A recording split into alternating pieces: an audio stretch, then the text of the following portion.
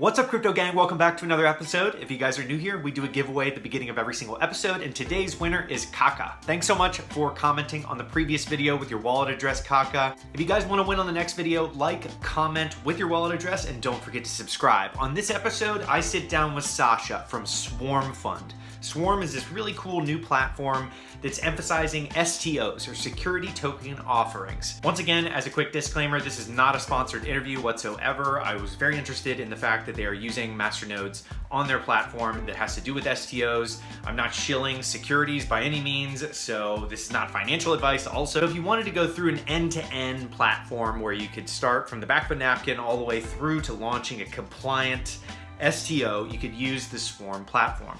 Part of the reason that I was really intrigued by Swarm, though, was the fact that they are using Masternodes. They're using Masternodes in a really clever way, and I was impressed at the explanation from it. I even dug a little bit deeper on their website and on the documentation that they provide about Masternodes and how it is helping with the compliance element on their platform. So I wanted to dive a little bit deeper, and I sat down with Sasha at the North American Bitcoin Conference in Miami. So without further ado, let's dive right into the interview.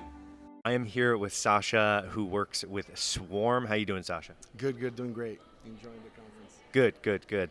So I just got to learn a lot about Swarm in a very short period of time. You did a great job of explaining it to me. So from a high level, in like 30 seconds, what is Swarm? So Swarm is building the infrastructure that is required for all aspects of the security token space. So I normally like to divide it into three pillars, which I call issuance, compliance, and governance. So we've spent the last year focused on that and learning a lot and talking to people in the space. And now this year we're actually upgrading a lot of the stuff that we were doing last year, and we got a lot of great news that, and upgrades. So that's pretty much it. Got it. So as far as the team, how big are you guys? Where are you guys based, and what stage are you at? Yeah, so the main headquarters is in Palo Alto, but we also have the team in Berlin. The CEO is in Berlin. Okay. I myself in the Czech Republic with another team member. The guys that are working in the governance are in Australia.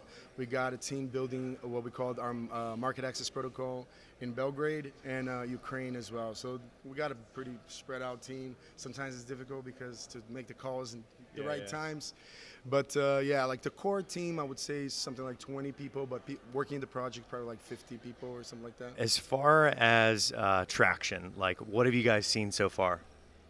I mean, right now we have our masternodes, a community of masternodes that are signaling intent to run nodes, and we have 181 nodes. It's like around 10% of the token circulations are locked on these masternodes. They're ready. We've been paying rewards for the last 3 months, 4 months.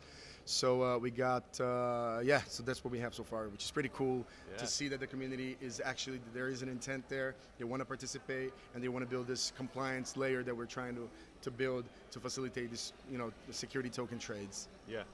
Yeah, and a lot of what attracted me to Swarm was the fact that the masternodes are helping with the compliance. So there is like a direct use case for the masternodes. Yes, definitely. The masternodes are actually providing a service to the network.